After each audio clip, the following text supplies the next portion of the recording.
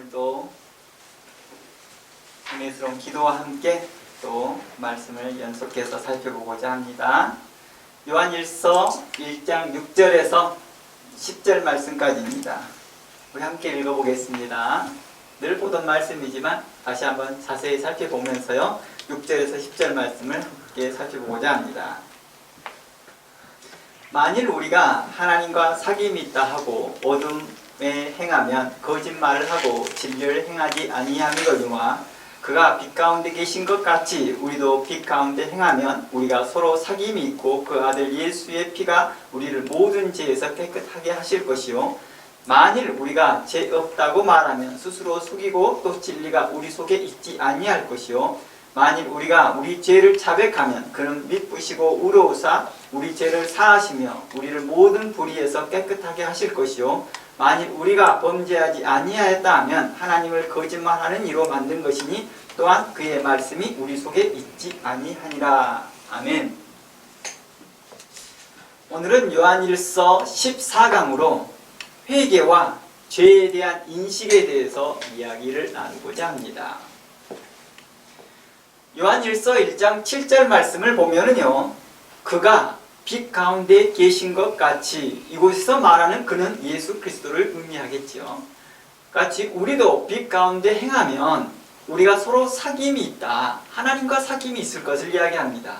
그리고 그 아들 예수 그리스도의 피가 우리를 모든 죄에서 깨끗하게 하실 것이다 라고 말하고 있습니다. 그런데 우리가 이곳에서 잘 살펴봐야 할 것이 7절 말씀에서 우리가 빛 가운데 이미 행하고 있는데 그 아들 예수의 그리스도의 피가 우리를 모든 죄에서 깨끗하게 하신다고 하신 말씀이 과연 무슨 뜻일까요? 먼저 이 말씀의 대상이 누구인지를 먼저 확인해 보아야 합니다. 그 대상이 바로 성도들이죠. 요한일서가 기록되어진 목적이 바로 성도들을 향한 말씀입니다. 모든 성경이 그렇듯이요. 곧 성도에 합당한 삶, 곧 성화가 배제된 죄로부터 자유만 강조하는 영지주의와 구원파의 교훈과 비슷한 태도를 취하는 성도들에게 사도 요한은 분명하게 강조합니다. 만일 하나님과 사귐이 있다 하고 빛 가운데 거한다고 말하면서 분명 자신들은 죄를 인식하게 될 것을 말하고 있는데 인식하지 못하고 있는 것을 지적하고 있는 것이죠. 즉 성도로서 이미 죄사함을 받고 빛 가운데 있다 할지라도 죄사함이 필요하다라고 말하고 있는 것입니다. 요한일서 1장 7절의 내용이 그런 내용입니다. 그러나 만일 당신이 죄 없다 하면 스스로 속이는 자다 라고 8절은 이야기하고 있는 것이죠. 진리 가운데 있지 아니하는다. 그들은 진리 가운데 있지 아니한 자다. 나는 죄가 없다.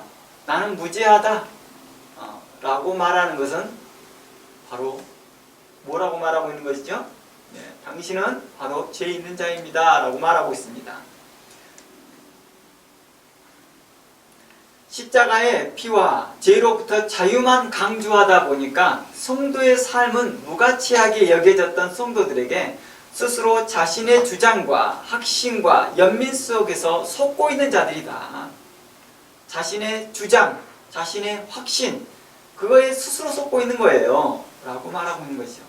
그러니 자기 자신에게 기만당하고 있습니다. 그런 기만당하지 말고 하나님 앞에 빛 가운데 행하십시오. 라고 말하고 있습니다. 그 빛 가운데 행하고 있다라고 하는 것을 성도에 합당한 삶, 성화를 강조하고 있었다는 것입니다. 그러기에 하나님과 사귐이 있다고 말할 때는 진리 안에서 성도에 합당한 삶과 성령의 열매로 성화의 삶이 동반되어야 함을 계속해서 강조하고 있었던 것이죠. 만약 그렇지 아니하면 그것은 하나님과 사귐 전혀 관계가 없다. 하나님과 사귐이 전혀 없다. 그리고 거짓말하는 자다 라고 말하고 있는 것입니다. 나는 하나님과 사귐이 있어요 하는 것이 자체가 거짓말이다 라는 것이죠. 그 신앙 고백이 거짓말이다 라고 말하는 것입니다. 당신의 신앙 고백 그 자체가 거짓입니다 라고 말하고 있는 것입니다. 특히 요한일서 1장 7절에서 그가 빛 가운데 계신 것 같이 우리도 빛 가운데 행하면 우리가 서로 사귐이 있고 그 아들 예수의 피가 우리의 모든 죄를 깨끗하게 하실 것이다. 이 말씀이 요한복음 15장과 연결되어 있습니다. 요한일서 1장 7절과 요한복음 15장을 연결이 이렇게 되는데 곧 그리스도 안에 거하게 된다면 열매를 더 많이 맺게 하려고 우리를 깨끗하게 하신다라는 내용입니다. 한번 찾아가 볼까요? 요한복음 15장 가봅니다. 요한복음 15장 가봅니다. 1절부터 볼게요. 나는 참 포도나무다. 내 아버지는 농부이시다. 무릇 내게 붙어 있어 열매를 맺지 아니하는 가지는 아버지께서 그것을 제하여 버리고 무릇 열매 맺는 가지는 더 맺게 하려고 그것을 더 깨끗하게 하시니라 라고 말합니다. 자, 이곳에서 잘 볼게요. 2절 말씀을 잘 살펴보면 무릇 내게 붙어 있어 라고 말하죠. 여기 내게 붙어 있는 사람은 누구죠? 성도들이잖아요. 그죠? 내게 붙어 있는 사람, 빛 가운데 있는 사람이라는 거예요. 빛 가운데 있는데 열매를 맺지 못하고 있다는 거예요. 열매를 맺지 못하고 있다는 것은 성도에 합당한 삶이 없다는 뜻이죠. 성화의 삶이 없다는 것입니다. 하나님과의 사귐 가운데에서 성도에 합당한 삶이 나타나 보이지 않고 있습니다. 그런 가지들은 어떻게 하겠다? 하나님이 제하여 내버리겠다고 말합니다. 심판하시겠다는 뜻입니다. 심판을 경고하고 있는 것입니다. 그런데요, 무릇 열매를 맺는 가지는 더 열매를 맺게 하려고 그것을 뭐하게 한다고 말해요? 깨끗하게 한다라고 말하고 있습니다. 그러니 깨끗하게 한다라는 것은 흠이 있다라는 의미가 될 수 있겠고요. 또 하나는 우리 안에 허물과 죄가 있다라는 의미로도 이해될 수 있는 것입니다.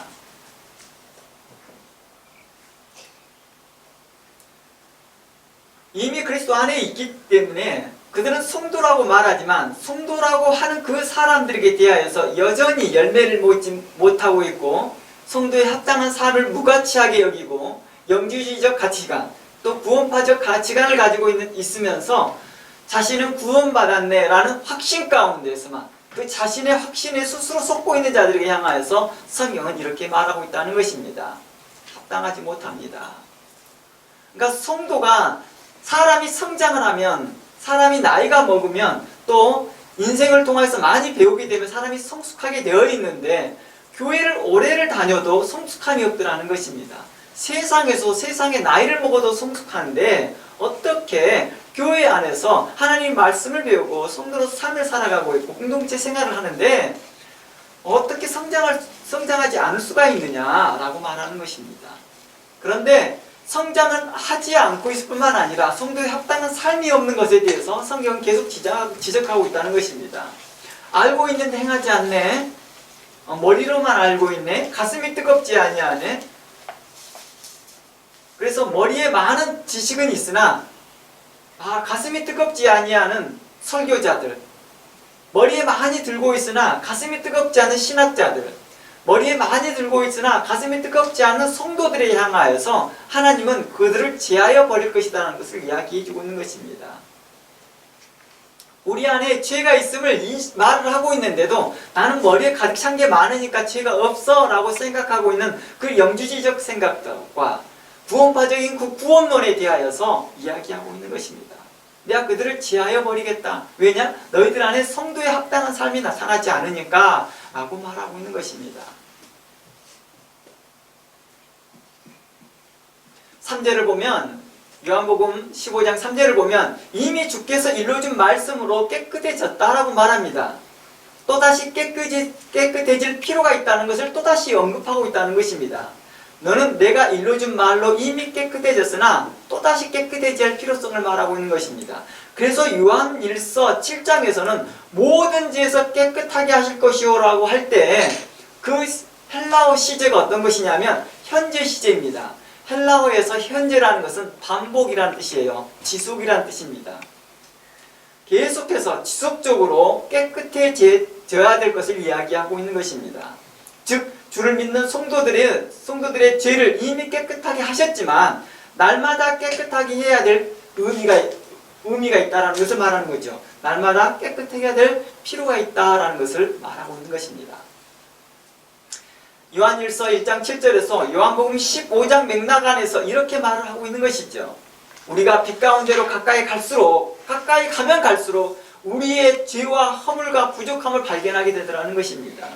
내가 그리스도께 가까이 가면 갈수록, 하나님께 가까이 가면 갈수록, 하나님과 사귐이 가까이 깊어지면 깊어질수록 우리의 허물과 죄를 더 많이 발견하게 되더라는 것입니다. 이유가 뭐라고요? 이는 우리가 성장하고 있다는 의미입니다. 우리가 성장하고 있구나. 내가 점점점 무기력해지고 내가 점점점 약해져 가는 것이 아니라 내가 성장해져 가고 있다는 뜻입니다. 왜 그렇게 돼요? 내가 열매를 맺어지고 있다는 거예요. 성령의 열매가 맺어지고 있는데 하나님께서는 나를 더 깨끗하게 하기 위해서, 농부이신 아버지께서 나를 더 깨끗하게 하기 위해서 더 열매를 많이 먹게 하기 위한 거죠. 말 잘못했습니다. 더 깨끗하게 하기 위해서 아니라 더 열매를 많이 맺게 하고자 위해서 나를 더 깨끗하게 하더라는 것입니다. 나를 더 깨끗하게 하는 그 과정에서 내 허물과 죄를 발견하게 되더라는 거예요.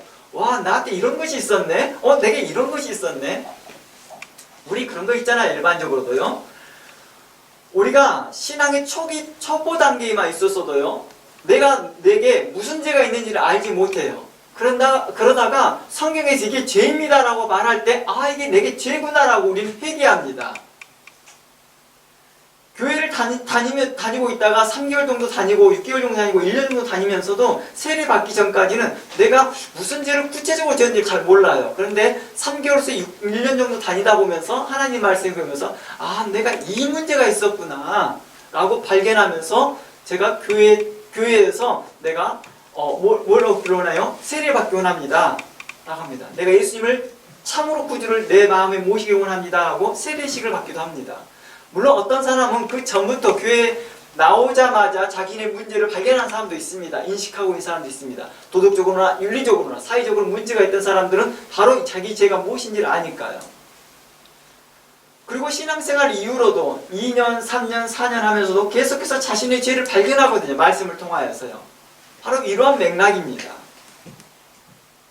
그러니까 내 죄와 허물을 빛에 가까우면 가까울수록 내게 보여주는 것이 나의 무기력함을 말해주고자 하는 것이 아니라 내가 성장하고 있다는 것을 말해주고 있는 것입니다. 포도나무는 매해마다 성장하면 그 열매를 맺지만 동시에 불필요한 것도 함께 자라듯이 말입니다. 그래서 포도 농부는요, 포도에 더 많은 열매를 맺기 위해서 주변 정리를 해줍니다. 이처럼 그리스도 안에 있으면 우리는 성장하게 되어 있습니다. 그리고 성장한 만큼 또한 우리는 우리의 부족함을 발견하더라는 것입니다. 또한 예를 들어드리겠습니다. 성경에서 예를 드리겠습니다. 고린도전서 6장 한번 가봅니다. 고린도전서 6장 12절을 보면 이러한 말씀이 있습니다. 고린도전서 6장 12절을 보면 사도 바울은 자신이 먹는 것이 자유하다라고 말합니다. 자기는 모든 것이 먹는 것이 자유하다. 제가 이 부분은 지난주에 잠시 언급했습니다. 먹는 것이 모든 것이 자유하나 그 자유가 다른 사람을 실족시킬 수 있다라고 말합니다. 12절 내용입니다. 그래서 성도들에게 이렇게 말합니다. 모든 것이 가하나 다 유익한 것이 아니다. 그렇다고 무엇이든지 얽매이지 말라고 말합니다. 왜냐? 그리스도인들은 무언가에 얽매일 필요가 없다. 자유롭다. 그러나 그 자유함이 모든 걸 다 유익한 게 아니니까 좀 더 신경 쓰라 이 말입니다. 그러면서 23절 말씀에 이렇게 말합니다. 모든 것이 가하나 모든 것이 덕을 세우는 것이 아니라고 말합니다. 그러면서 누구든지 자기의 유익을 위하여 하지 말고 남의 유익을 구하라라고 요청합니다. 그러면서 나오는 말이 31절에 이렇게 말합니다. 그런즉 너희는 먹든지 마시든지 무엇을 하든지 다 하나님의 영광을 위하여 하라고 했던 것입니다. 그러니까 31절 말씀에 먹든지 마시든지 무엇을 하든지 다 하나님의 영광을 위하여 하라. 이 말이 무슨 맥락이에요? 이 말이요? 모든 일을 할 때 주의 이름으로 하라는 맥락도 되지만은 이 맥락이 그리스도 안에서 자유하지만 그 자유로 다른 사람에게 대하여서 덕을 세울 수 있는 방식을 쓰라라고 말하는 것입니다. 모든 게 자유롭대요. 그리스도인들은요. 어떤 거에 얽매이지 않는다는 것입니다. 그렇다고 해서 그 자유로움을 가지고 마음껏 하지 말고 다른 사람의 유익을 위하여 살아라는 것입니다. 다른 사람의 유익을 위하여 살아라는 말을 31절에서는 하나님의 영광을 위하여 살아라는 것입니다. 다른 사람의 유익을 위하는 것이 곧 하나님의 영광이라는 것입니다. 하나님의 영광을 위해 한다는 것입니다. 그러니까 제가 여러분들 중에서 신앙생활 하는 사람 중에 모든 게 하나님의 영광을 위해서 일한다라고 하면서도 실질적으로는 뭐예요? 자기 만족을 위해 사고 있더라는 거예요. 자기 만족을 위해서요. 그러니까 이타적인 삶이 아니라 자기중심적 생각을 하고 있어요. 자기중심적 생각을 하고 있는 거예요. 신앙생활도 자기중심적 생각을 하고 있다는 거예요. 내가 기쁘면 하나님이 기쁘다고 착각하고 사는 것이죠. 내가 즐거우면 하나님이 영광 받는다고 착각하고 있는 것이죠. 그게 아니라 다른 사람이 즐거우면, 다른 사람이 기쁘면 하나님이 영광이 된다는 것입니다. 이게 바로 내가 먹든지 마시든지 뭘 하든지 간에 내가 뭐 한다는 거예요? 자유롭다는 거예요. 먹든지 마시든지 다 자유롭습니다. 그러나 그 먹고 마시는 것이 다른 사람을 실족시킬 일이 있다 한다면 먹지 않겠다라고 하는 사도 바울처럼 안 먹는 것입니다. 이게 바로 하나님의 영광을 위하는 거라는 것입니다. 그러므로 32절에서 유대인이나 헬라인이나 하나님의 교회나 거치는 자가 되지 말라라고 말합니다. 거치는 자라는 건 뭐예요? 계속 자기 자유만 말하면서 성도에 합당한 삶을 거룩하게 나타내 보이지 못하더라는 것입니다. 자기는 그리스도 안에서 자유롭다 하면서 교회에서 거치는 자가 되고 있다는 것입니다. 유대인이나 헬라인이라는 말은 뭐예요? 유대인과 헬라인들은 서로 식사하는 데 있어서 여기서 헬라인이라는 것은 그리스도인들을 말하는 거예요. 그리스도인들이요. 유대 그리스도인, 헬라파 기독교인 이렇게 말하는 거예요. 교회에서 거치는 자가 되지 말라. 나와 같이 모든 일에 모든 사람을 기쁘게 하여 자신의 유익을 구하지 아니하고 많은 사람의 유익을 구하여 그들로 구원을 받게 하라라고 말합니다. 그들로 구원을 받게 하라는 맥락에서 뭘 의미를 가지고 있습니까? 하나님의 교회 안에서 연약한 자들이 있을 때 먹는 문제로 인해서 사도 바울이 나는 먹는 게 자유롭다. 아무거나 먹어도 상관없어 라고 말을 하면서 연약한 성도가 그걸 보고 실족하지 않도록 해라는 것입니다. 그 실족하지 않도록 하기 위해서 그들을 뭐 하는 거예요? 그를 위해서 절제하는 것이죠. 그러므로 인하여서 그들로 뭘 얻게 하라? 구원을 받게 하라 라는 것입니다. 다른 사람을 전도하는 것이 그렇게 중요한데 결국 교회에 들어온 형제를 자신의 자유함으로 실족시킨다면 이는 어리석은 사람이다 라고 말하는 것이죠. 교회 오세요, 교회 오세요 해놓고 교회 오면 막 VIP라는 칭호도 달아주고 VVVIP라는 칭호를 달아주면서 결국에 1, 2년 지나고 난 다음에 어떻게 시켜요? 실족시키더라는 거예요. 어떻게 실족시켜요? 교회 안에서 분쟁과 다툼과 싸움으로 인하여서 그 성도들이 나가더라는 거예요. 나 더 이상 신앙생활 하지 않아 하고 싶어 하는 사람도 있고, 어떤 사람은 신앙생활 하다가 뭐합니까? 다른 교회로 옮겨갔는데 그 교회에서 자라나지도 못하는 거예요. 그들로 뭐 하게 하는 것입니까? 하나님께서 그들로 실족시키고로 인하여서 하나님이 기뻐하지 않으신다라는 것입니다. 마치 애완동물을 이뻐서 사왔지만은 자신이 바빠서 결국 방치해 죽이는 것과 같다는 거예요. 아, 애완동물 이뻐요 하고 사왔어요. 근데 사와놓고 한 일주일 정도, 1, 2주 정도 잘 보고 이쁘다 어쩌다 관심을 갖더니 꿀없다 놔둬버립니다. 방치해 둡니다. 이게 뭐예요? 목회하는 성도들 대해서 그렇게 하더라는 거예요. 처음에 오면 1, 2주 정도는 막 관심 봐요. 안녕하세요, 뭐 하세요, 뭐 관심을 막 보입니다. VIP라면서 막 그 식사도 먼저 대접해주고, 먼저 왔으니까 손님 대접하듯이 식사도 제일 먼저 갖다 주고, 접시도 가만히 앉아 계세요. 제가 다 알아서 해줄게요. 그러다가 1, 2주 지나고 나면은 관심도 주지 않습니다. 바로 이러한 모습들을 성경은 이야기하고 있는 것입니다. 그게 뭐다? 죄다라고 말하고 있는 것입니다. 이게 바로 영주의적 신앙이다, 구원파적인 신앙이다 라고 말하고 있는 것입니다. 그러므로 사도 바울은 우리에게 그리스도 안에서 자신이 어떻게 성도로 살았는지를 보여주면서 성도에 합당한 삶이 무엇인지 우리에게 교훈해 줍니다. 사도 바울은 우리에게 본을 보여줍니다. 어떻게 성도로 살았는지를, 자신이 어떻게 성도로 살았는지를 우리에게 보여주기 시작합니다. 자신이 어떻게 사도로 살았는지가 아니라 자신이 어떻게 성도로 살았는지를 보여주고 있는 거예요. 고린도서 9장 18절 말씀 가봅니다. 고린도서 9장 18절입니다.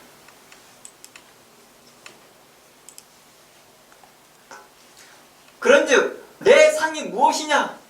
내가 그리스도 안에서 받은 상이 무엇이냐라고 물어봅니다. 그러면서 말합니다. 내가 복음을 전할 때 값없이 전하고 복음으로 말미암아 내게 있는 권리를 다 쓰지 아니하는 이것이로다.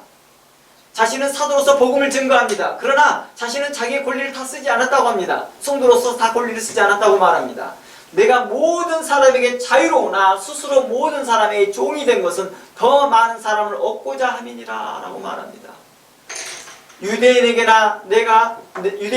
내가 유대인과 같이 된 것은 유대인을 얻고자 함이요 율법 아래에 있는 자들에게는 내가 율법 아래에 있지 아니하나 율법 아래에 있는 자 같이 된 것은 율법 아래에 있는 자들을 얻고자 함이니라 라고 말합니다. 율법 없는 자에게는 내가 하나님께서는 율법 없는 자가 아니요 도리어 그리스도의 율법 아래에 있는 자이나 율법 없는 자 같이 된 것은 율법 없는 자를 얻고자 함이라. 약한 자들에게 내가 약한 자 같이 된 것은 약한 자들을 얻고자 하며 내가 여러 사람에게 여러 모습이 된 것은 아무쪼록 몇 사람이라도 구원하고자 함이니라 라고 말합니다. 그가 이러한 태도를 취했던 모습이 어떤 모습이에요? 교회 안에서 이런 다양한 모습을 취했다는 것입니다. 교회 안에서요.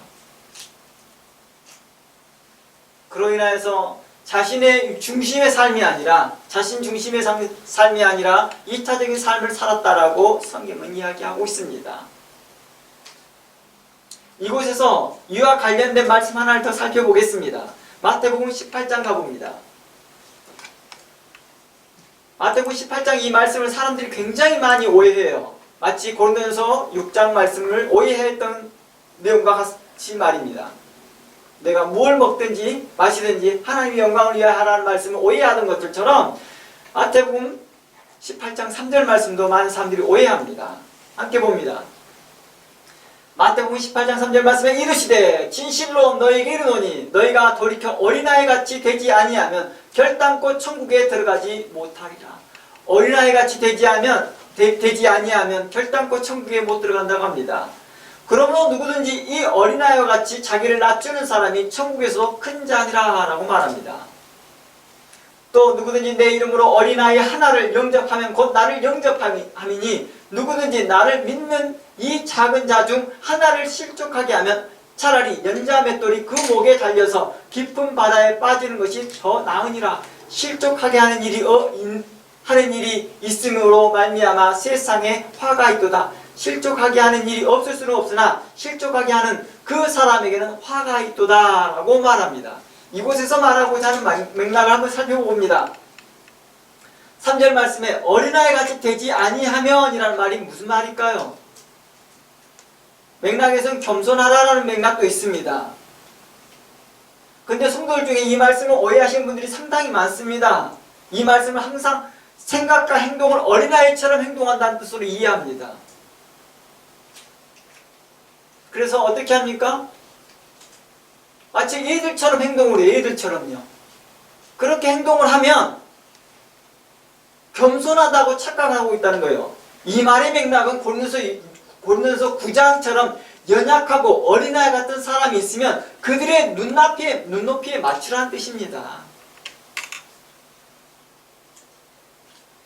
누구든지 이 어린아이와 같이 자기를 낮추는 사람이 천국에서 큰 자니라 라고 말한 이 맥락이 바로 어린아이의 눈높이에 맞추어서 유대인과 같이 율법 없는 자들은 율법 없는 자들 같이 그렇게 행동해 주라는 것입니다.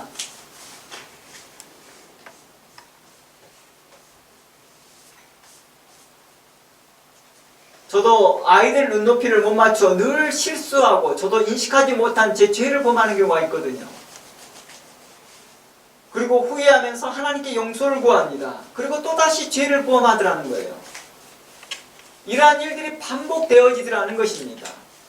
그런 내가 그리스도 안에 있으니까 나는 자유롭다. 나는 아무런 문제 없다. 다른 사람 실족시킨 일이 없었다라고 스스로 자각하고 있는 스스로 생각하고 있는 영지주의자적 그런 생각들을 가지고 있는 사람들에 의해서 내가 만일 죄가 없다 한다면 하나님을 거짓말하는 자로 만들 것이다 라고 말하고 있는 것입니다. 그러면서 이러한 어리석은 죄 가운데 있지 않도록 우리 구주 예수님은 우리에게 중요한 성도의 삶은 우리에게 본을 보이십니다. 그것은 바로 예수님께서 제자의 발을 씻겨준 사건이죠. 그리고 제자들에게 서로의 발을 씻어주라고 우리에게 명합니다. 함께 그 말씀 살펴보기로 합니다. 요한복음 13장입니다. 요한복음 13장 10절 말씀입니다. 요한복음 13장 10절 말씀에 이렇게 말합니다. 예수께서 이르시되 이미 목욕한 자는 발밖에 씻을 필요가 없다라고 말합니다. 온몸이 깨끗하니라. 이곳에서 이미 목욕한 자를 말하고 있습니다. 이미 목욕한 자는 이미 속죄함 받는 자란 뜻으로서 그리스도 안에 있는 자들을 이야기합니다. 하나님의 자녀된 권세를 받은 자들이라고 말하는 것입니다. 그리스도인이 된 사람들, 성도가 된 사람들을 이야기하고 있는 거죠. 이미 목욕한 자들은요. 내가 예수님을 영접한 자들을 이야기하고 있는 거겠죠. 예수 그리스도의 피로 말미암아서 죄의 사함을 이미 받은 자들을 이야기합니다. 그리고 성도가 된 자들, 하나님의 자녀가 된 자들, 곧 포도나무의 비유에서 이른과 같이 이미 그리스도의 말씀으로 그리스도와 접붙임이 있는 자들, 합쳐진 자들을 말합니다. 그리스도 안에 있는 자들을 말합니다.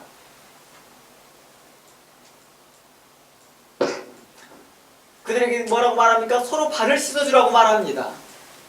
서로 발을 씻어주라는 것은 뭐합니까? 서로에 대해서 용납해주고 용서해주라는 뜻이죠. 그러한 실수와 화물들을 뭐합니까? 정죄하고 판단하는 위치에 서 있지 말고 서로 용서해주라 라고 말하는 것입니다. 그래서 성경은 우리에게 이렇게 말합니다. 골로새서 3장 12절 말씀 가봅니다. 골로새서 3장 12절 13절 말씀에 이렇게 말합니다. 그러므로 너희는 하나님이 택하사 거룩하고 사랑받는 자처럼 긍휼과 자비와 겸손과 온유와 오래 참음을 옷 입고 누가 누구에게 불만이 있거든 서로 용납하여 피차 용서하되 주께서 너희를 용서하신 것 같이 너희도 그리하라 라고 말하는 것입니다. 이게 바로 우리에게 요구했던 것이죠. 서로 발을 씻어주는 거라는 것입니다. 어떠한 사람의 허물이 있으면 그 허물을 용서해 주는 것입니다. 이미 우리가 그리스도께 용서받은 것처럼 서로 간에 용서해 주라는 것입니다. 긍휼과 오래 참음과 겸손과 온유와 자비로 말미암아 서로 용서해 주어라 라고 말하는 것입니다. 바로 이러한 부분들을 성경은 우리에게 요구하고 있는 것입니다.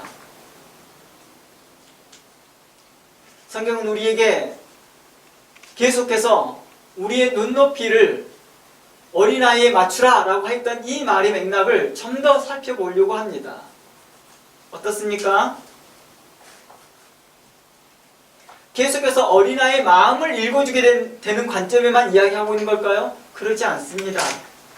이곳에서 말하고자 하는 것은, 성경에서 말하고자 하는 것은 그들이 연약하여 그것을 할 수 없는 것에서 인식하라는 것이죠.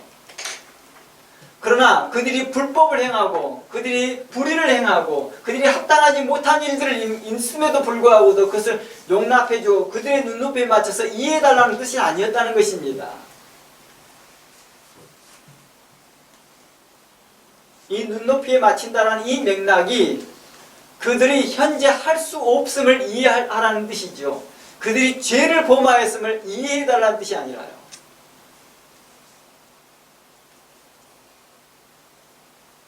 그래서 우리가 빛 가운데 거한다면 우리는 우리 자신을 통하여 우리 안에서 무슨 문제를 발견하게 된다고요? 열매를 더 많이 맺게 하기 위해서 그리스도께서 우리를 더 깨끗하게 하고 아버지께서 더 깨끗하게 하실 때마다 우리의 문제점들이 더 발견되더라고요. 우리 허물들이 발견되더라고요. 아, 나의 자유함으로 저 사람이 혹시 실족하지 않았을까? 내가 거침없이 행했던 그 말들이 다른 사람이 실족하지 않았을까라고 돌이켜보라는 것이죠. 돌이켜보는 것이죠. 그러면서 그걸 더 깨끗하게 하고 더 깨끗하게 하면서 그리스도 안에서 더 나은 성숙한 인격을 갖는 것이죠. 그런데요, 그렇게 돌아보는 삶이었다 보니까 교회 생활을 수년 동안 했는데 성숙함이 없는 거예요. 다른 사람을 배려하는 것이 없더라는 거예요. 항상 자기중심적이라는 거예요. 항상 자기중심적이에요. 그러니까 희한하게 신앙생활 20년을 해도 30년을 해도 그 자리에 머물러 있더라는 거예요. 목사로서 10년을 목회하고 20년을 목회해도 항상 그 자리라더라는 거예요. 사모로서 10년, 20년을 섬기고 있어도 항상 그 자리더라는 거예요. 왜 그래요? 항상 자기 중심적이 있으니까 그러죠.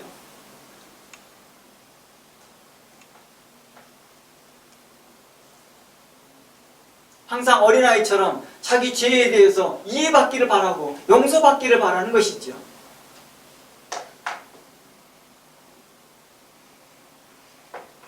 성도로서 살면서 성숙하지 못하고 믿음 안에 거하지 못한 이러한 죄들을 성경은 이야기하고 있습니다. 성도로 살면서 성숙하지 못하고 믿음 안에 거하지 못한 죄. 좀 전에는 우리가 그리스도 안에 자유로우며 살면서 우리가 행여 다른 사람을 실족시킬 수 있었던 일들을 이야기했다 한다면, 이제는 그리스도 안에 살면서 믿음 안에 거하지 못한 죄들이 있다는 것입니다. 매일의 삶 속에서 형제들과 성도들과 관계 속에서 오는 그 관계적인 그 죄, 세상 사람들과 관계 속에서 오는 죄, 육체의 생각과 세상의 생각과 이로 인해서 짓는 죄들, 허물과 죄로 인해 더러워졌던 마음들, 그럼에도 불구하고도 우리의 구원이 흔들리지 않는 것은 바로 성령의 감동하심이 있기 때문입니다. 하나님의 말씀이 지금도 선포되기 때문이라는 것입니다. 그로 인하여서 우리가 회개하고 돌이키리라는 것입니다. 다시 예수 그리스도의 십자가의 은혜와 그리스도의 말씀과 하나님의 사랑 안에서 다시 깨끗함을 받을 수 있다라는 그런 확신 가운데에서 다시 회개하더라는 것입니다. 히브리서는 우리에게 이렇게 증가합니다. 히브리서 9장 13절입니다. 히브리서 9장 13절 이렇게 말합니다. 염소와 항소의 피와, 우리 히브리서 9장 13절 나왔나요? 예. 염소와 항소의 피와 및 암송아지의 죄를 부정한 자에게 뿌려 그 육체를 정결하여 거룩하게 하거든 하물며 영원하신 성령으로 말미암아 흠없는 자기를 하나님께 드린 그리스도의 피가 어찌 너희 양심을 죽은 행실에서 깨끗하게 하고 살아계신 하나님을 섬기게 하지 못하겠느냐라고 합니다.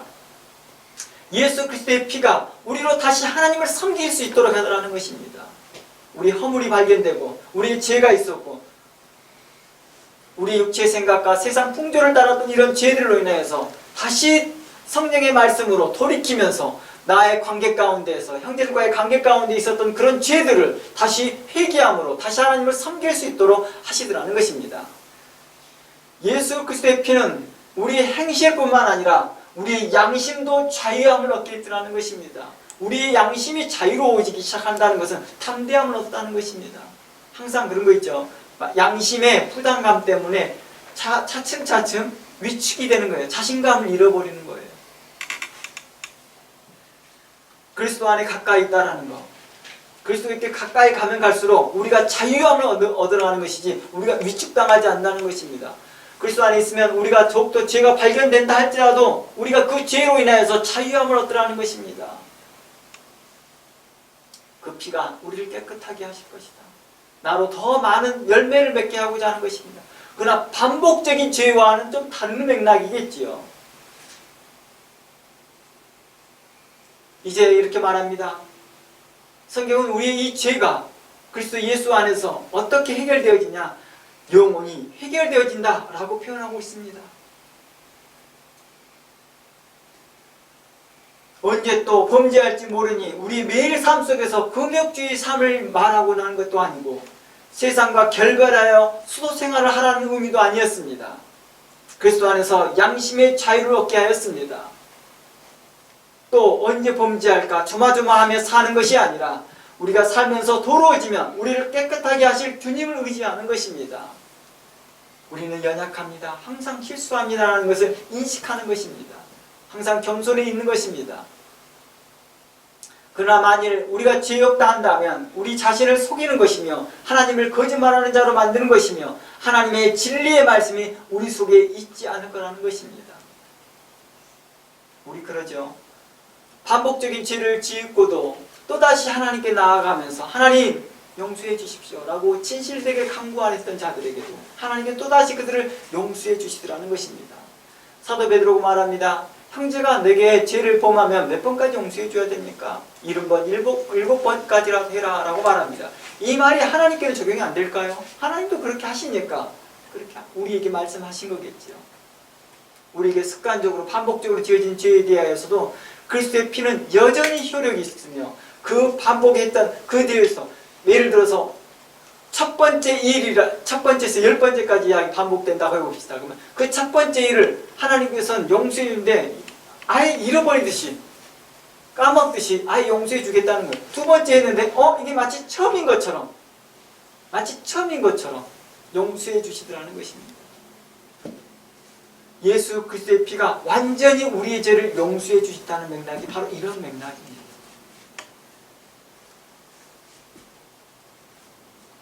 그러나 8절 말씀에 이렇게 말합니다. 그러나 만일 우리가 죄 없다 말하면 우리 자신을 속이는 것이며 하나님을 거짓말하는 자로 만드는 것이며 하나님의 진리의 말씀이 우리 속에 있지 않다라고 말하고 있는 것입니다. 그리고 하나님을 거짓말하는 자로 만드는 것이고 또한 그의 말씀이 우리 속에 있지 아니하는 자다라고 말하고 있습니다. 이곳에서 보면 10절에서 주의 말씀이 있지 아니하는 자라고 말합니다. 곧 자신이 죄 없다라고 당당히 말한 그 사람은요, 실제로 하나님의 말씀과 그리스도의 말씀인 진리가 그 안에 있지 않다라고 말하는 것입니다. 그렇다고 어떤 죄인지 인식하지 못하고 하나님을 거짓말하는 자로 만들고 싶지 않아서 자신이 진리 안에 있다고 믿고 싶기 때문에 죄인이라고 고백하는 것은요, 스스로가 속이는 것입니다. 반대로요. 내가 죄 없다라고 말하는 것도 스스로 속는 것이고, 나 죄인입니다 라고 죄를 무슨 죄인지를 인식하지도 못하면서 죄인입니다 라고 말하는 것도 스스로 속는 거라는 것입니다. 이는 자기 체면을 걸어서 스스로 죄인이라고 믿게 만드는 것이죠. 이는 자칫 극단적인 금욕주의 신앙을 갖게 하더라는 것입니다. 또 다른 외식주의를 갖게 하더라는 것입니다. 마태복음 6장 한번 가봅니다. 마태복음 6장 16절입니다. 마태복음 6장 16절 말씀에 금식할 때에 외식하는 자들과 같이 슬픈 기색을 보이지 말라. 금식할 때 어떤 내용이었어? 보통 금식은요, 당시에 죄를 회개할 때의 내용이었거든요. 죄 회개요. 당시에 구약적인 개념에서 금식은 하나님 앞에 회개를 말했던 거거든요. 그러니까 슬픈 기색을 보이고 있더라는 거예요. 겉으로요. 실질적으로는 이 사람들은 뭐예요? 바리새인들은요, 자신의 죄인지를 몰라요. 정확하게요. 근데 겉으로는 슬픈 기색을 보입니다. 사람들에게 보이려고 얼굴을 흉하게 하느니라. 흉하게 한다는 것은 뭐예요? 제대로 씻지 아니하고 금식하는 동안 아무것도 안 해요. 죄를 뿌리기 때문이죠. 죄라는 게 그 뭐죠? 불태우고 남는 그 죄 있죠. 그것을 머리에 뿌리고 몸에 뿌려서 얼굴을 흉하게 만드는 거죠.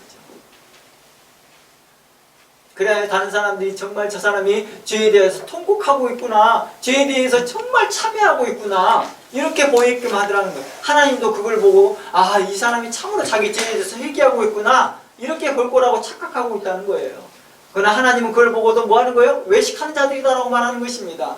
너는 너의 죄에 대해서 인식하지 못하고 있잖아 라고 말하고 있다는 것입니다. 사도 바울이 자기 자신의 죄를 인식합니다.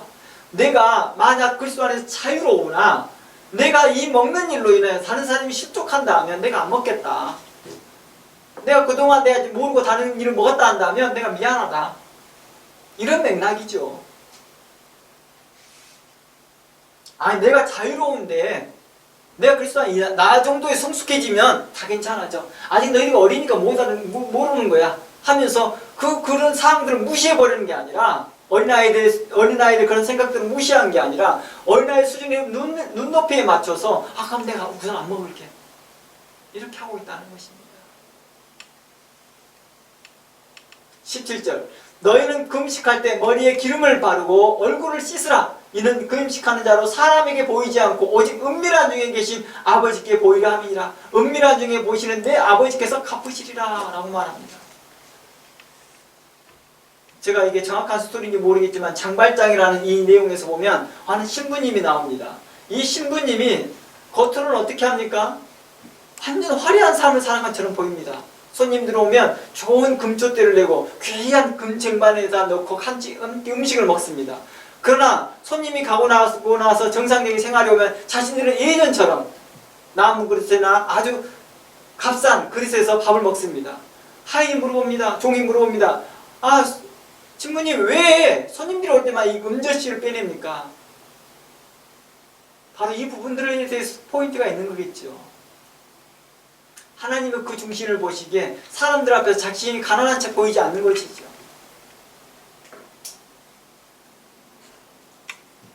그는 계속해서 우리에게 말합니다. 하나님은 우리에게 말합니다. 우리의 중심을 보신 이 앞에서 신실하게 회개해라. 이 맥락입니다. 우리가 빛 가운데로 가까이 갈수록 우리의 죄와 허물과 부족함을 발견하게 됩니다. 이 말은 빛에 가까이 가면 더욱 선명한 죄인이 된다는 뜻이 아닙니다. 빛으로 말미암아 죄를 인식한다는 뜻이죠. 빛에 가까이 가면 가까이 갈수록 우리가 선명한 죄인이 아니라 빛으로 말미암아서 우리가 죄를 인식하게 됨으로 해서 우리가 더욱더 선한 빛 가운데 행할 수 있더라는 것입니다. 사람들은 자신이 무슨 죄인지 모르고 죄 용서받기를 위해 세례를 받으러 오는 사람들에게 회개에 합당한 열매를 맺으라고 세례 요한은 책망합니다. 바리새인과 사두개인들도 세례 받으러 할 때 그들에게 대해 독사의 자식들이라고 책망합니다. 이 책망을 들은 사람들 중에 기분 나빠 떠나버린 사람이 있습니다. 그런 사람들이 사두개인과 바리새인들이겠죠. 그러나 어떤 사람들은 간절히 자신의 죄를 용서받기를 사람들은 물어봅니다. 그럼 우리가 어떻게 해야 구원을 받을 수 있습니까? 우리가 그러면 어떻게 해야 합니까? 라고 물어보자. 우리가 무엇을 해야 합니까? 라고 구체적으로 물어봅니다. 자신의 죄가 무엇입니까? 우리가 무엇이 잘못되었습니까? 라고 그 문제를 알고 싶어 합니다. 죄의 문제를 알고 싶어 합니다. 세례 요한은 그들에게서 그들이 해야 될 목록들을 이야기합니다.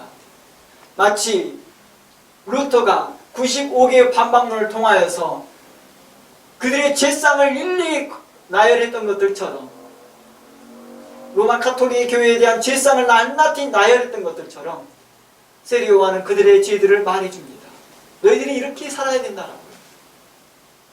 그러나 자신의 죄를 인식하기를 싫어하고 듣기를 싫어하는 사람들은 더욱 어둠 가운데 감으로 자신의 죄와 허물과 부족함을 인식하지 못하더라는 것입니다. 그러다 보니까 그걸 인식하지 못하니까 핑계가 많고 말이 많더라는 것입니다. 결국 습관적으로 죄를 범하는 삶을 살아가면서도 그 전에 깨끗한 양심이 완전히 더러워져서 병들고 마비되어 버리면서도 알지 못하더라는 것입니다. 그러니 성령의 음성이 뭐합니까? 무감각하더라는 것입니다.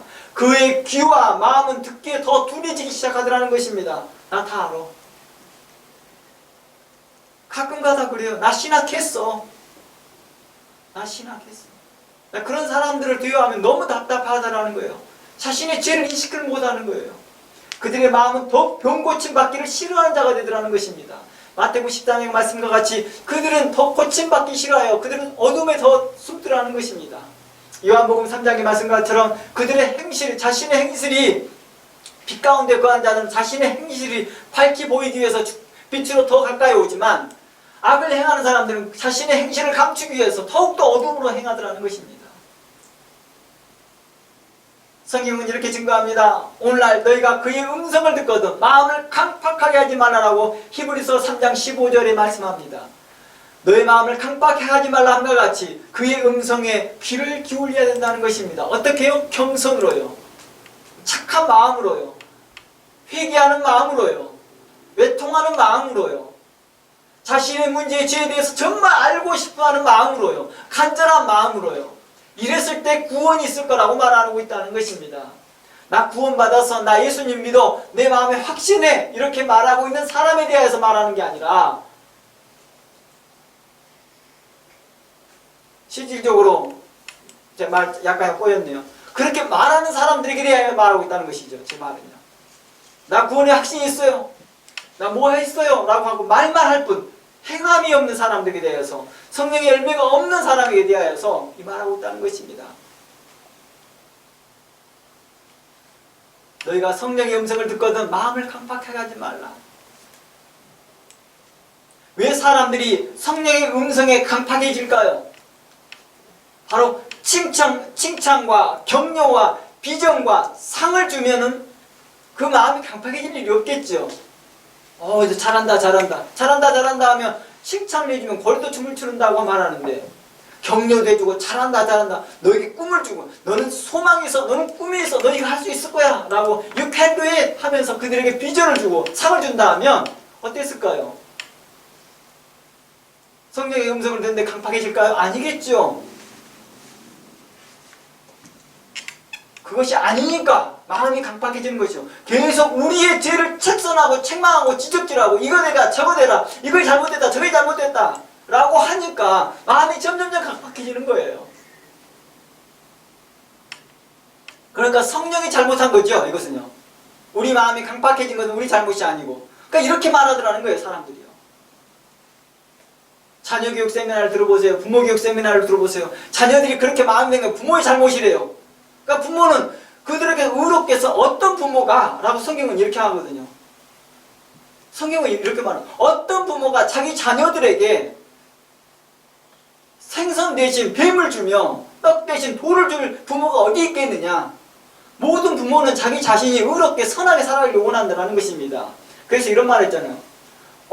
개가 자기는 옆으로 걸어가면서도 자기 자녀들에게는 앞으로 걸어가라 하라고 한다고 교육을 한다고. 자신은 그렇게 못 살면서도 평생 동안 옆으로 기어가는 개다 보니까 옆으로만 가다 보니까 자기 자신이 똑바로 걸어가라고 말한다는 게 부모의 마음이라는 거예요. 그러니까 뭐예요? 자식들이 뭐 했고 자식들이 상처받았고 자식들이 마음이 강팍해지고 뭐 이렇게 저렇게 하는 것이 결국엔 이게 다 부모 탓이다 이렇게 말을 하고 있더라는 거예요. 그러니까 성령님 탓이죠. 성령님 탓이 성령의 성령님이 우리 마음을 강팍하게 만들더라는 거예요. 칭찬이 좀 좋잖아요. 격려해줬으면 좋잖아요. 그리고 우리에게 빚을 주고 상을 주면서 잘했다 조금만 잘했어 상을 주면서 그래 너가 훨씬 잘할 수 있을 거야 라고 했었으면 우리가 예수님 말씀 들을 때 성령의 말씀을 들을 때 예수님 말씀을 성경의 말씀을 들을 때 우리가 왜 기뻐하지 않겠습니까? 이렇게 하는 거예요. 그러나 구약과 신약을 통해서 보았지만 참으로 많은 선지자들이 우리의 죄상을 낱낱이 고하니라고 그들의 입술이 마르지 아니하였으며 그들이 마음에 편하지 않게 말하더라는 거예요. 그들의 죄상을 지적할 때마다. 그래야 최종적으로 뭐랍니까? 그것을 잔소리라고 생각합니다. 그리고 무시하고 심지어 대들기까지 하더라는 것입니다. 자신의 욕심을 따라 행하다 보니 그 욕심도 자신도 모르게 하나님을 대적하는 자로 살고 있더라는 것입니다. 자주 그러죠. 교회 안에서도 이러한 일들이 자주 일어납니다. 돌아온 탕자가 우리에게 준 의미가 큰 의미가 있습니다. 바로 우리가 죄에 대해 무감각해지고 무지하다 할지라도 성령의 음성에 복종하고 다시 돌아올 수 있다는 것입니다. 내가 그동안 10년 동안 내 마음이 강팍해졌고 내가 그동안 5년 동안 강팍해졌고 아니 그 이상 20년 동안 강팍하게 살고 있었다 할지라도 이제라도 성령의 음성을 듣고 회개한다면 세례 요한이 와서 그 회개의 외침, 회개의 세례를 베푸기 전까지 내 마음이 강팍하고 있었다 한다면 세례 요한이 와서 그 말씀을 증거할 때 그때라도 회개하고 하나님 앞에 참된 세례를 받는다면 그에게는 구원이 있을 것입니다. 라는 것을 우리에게 말해주고 있는 것입니다. 돌아온 탕자가 우리에게 보여준 교훈이 바로 그거라는 것입니다. 내가 오랫동안 그 마음이 강팍해져 있었고 내가 하나님을 대적하였고 내가 하나님과 관계에서 멀어져 떨어져 있었고 하나님과 관계 가운데서 빛 가운데서 떨어져 있어 어둠 가운데 행하고 있었다 할지라도 내가 그것을 회개하고 성령의 음성에 다시 복종하고 돌아올 수 있다라는 것을 보여주고 있는 것입니다. 그때 우리 아버지께서 뭐 하시겠다는 거예요? 전혀 기억하지 아니하고 우리를 기뻐 맞이해 주겠다는 것입니다. 오늘날 이 세대를 향하여 다시 우리에게 말합니다. 이 세대를 향하여 교회가 부패하였고 목회자들이 부패하였고 성도들이 부패하였다고 말합니다. 그럼에도 불구하고도 하나님께서는 우리에게 말합니다. 지금이라도 괜찮다. 회개하고 주께 돌아오라 라고 말합니다. 그런 자들에게 대하여 하나님께서 뭐 한다고요? 구원의 은총을 베풀 것이며 그 전의 죄를 내가 깨끗하게 잊을 것이며 기억한 바 되지 않겠다고 말합니다. 행여 우리가 그 다음 날에도 그러한 비슷한 죄를 또 짓는다 할지라도 상관없습니다. 그리스도께서 다시 우리를 향하여서 말합니다. 또다시 회개하라. 내 피가 너의 죄를 또다시 깨끗하게 할 것이다. 우리는 이러한 예수 그리스도를 주로 삼으면서 우리는 신앙생활을 하고 있다는 것입니다. 우리가 혹 잘못된 방식으로 오랫동안 신앙생활하면서 의롭지 못하게 행할지라도 이제라도 돌아온다면 하나님은 기뻐하시고 기뻐하시더라는 것입니다. 하나님은 우리와 항상 관계하기를 원하시더라는 것입니다. 하나님의 우리와 관계하기를 더 원하시고 더 원하시는 하나님이시라는 것입니다. 그 하나님께 돌아오기를 원합니다. 우리의 죄를 인식하고 하나님 앞에 우리가 죄인인 것을 인식하면서 하나님 용서하여 주시옵소서. 그동안 내 마음이 강팍하였고 의롭지 못하였고 불의하게 행하면서 내가 하나님을 대적하듯이 내가 우리 형제에 대하여 대적하였고 우리 부모에 대하여 대적하였고 우리 목사님에게 대적하였던 것들을 용서하여 주시옵시고 이제라도 하나님 앞에 내가 온유한 마음과 겸손한 마음으로 나아가기를 원하오니 하나님 나를 긍휼히 여겨주시옵소서라고 나아올 때 예수 그리스도의 피가 우리의 죄를 깨끗하게 할 것이며 우리의 죄뿐만 아니라 우리의 양심까지라도 담대함을 얻게 하여 깨끗하게 하실 것입니다. 그로 인해서 하나님 앞에 우리가 담대히 그리스도에게 나아갈 수 있을 것입니다. 우리 그 하나님께 나아가기를 원합니다. 그 하나님께 우리 겸손히 나아가며 하나님 우리를 용서하여 주시옵시고 우리 허물과 죄에서 우리를 구원하여 주시옵소서. 우리 함께 나아가기를 원합니다. 함께 기도합니다.